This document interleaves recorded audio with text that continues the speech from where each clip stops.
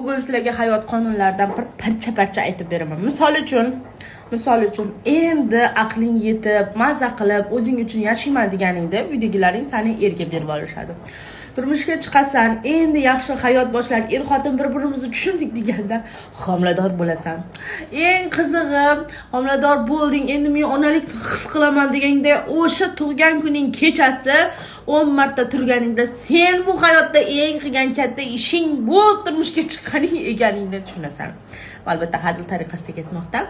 Va eng asosiysi, bolamni 3 yoshga kirgizib oldim, bo'ldi. Endi o'zim uchun yashayman deganda yana homilador bo'lasan. Va bo'ldi. Endi bundan buyog'iga tug'mayman, ikkita bola bo'ladi menga deb turganingda adashasan va yana sen homilador bo'lasan. Qarabsanki, tug'asan, katta qilasan, bo'ldi, o'zim uchun yashayman deganingda bolalaringni o'qishga borishi, hamma-hammasi, qarochi o'zing uchun yashayman o'rtam.